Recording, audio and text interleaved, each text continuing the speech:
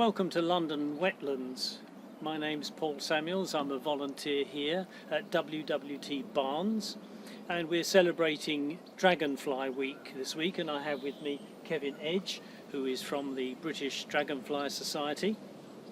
And Kevin, I'm wondering if you can give me some idea of what the British Dragonfly Society is hoping to get from this Dragonfly Week. Well, yes, certainly.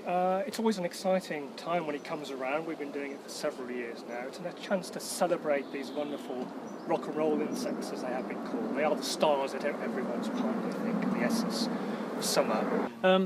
Could you just very briefly suggest how people who are unfamiliar with this feature of the insect world, how might they distinguish between dragonflies and damselflies? That's a good question, and people aren't always clear about it. Very simply, damselflies are much smaller insects. They have a much weaker flight. They tend to stay much further down in the vegetation than the much more powerful dragonflies.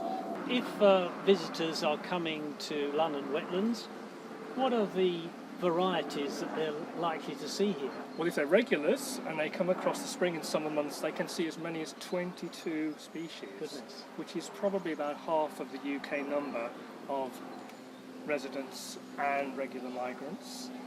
This morning we've been on a lovely walk with some visitors, and we've seen the large emperor dragonfly marking out its territory. We've seen some common darters, beautiful red, middle-sized dragonflies. We've got small populations of red-eyed damselfly and a small red-eyed damselfly, which is, I believe, a relatively new arrival here in Barnes. Good, good. There's always something to see, but you do need the sun. Yes. And a bit of luck. Yes. And good binoculars help. That always is a good point. Good. Thank you very much for that information. Well, if you're coming down to London Wetlands, or if you're getting out and about at any place in England, dragonflies are going to be available to you between the months of...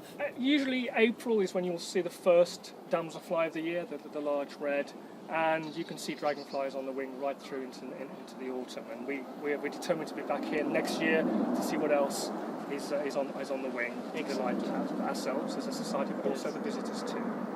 So get off that sofa and get out and about. Indeed.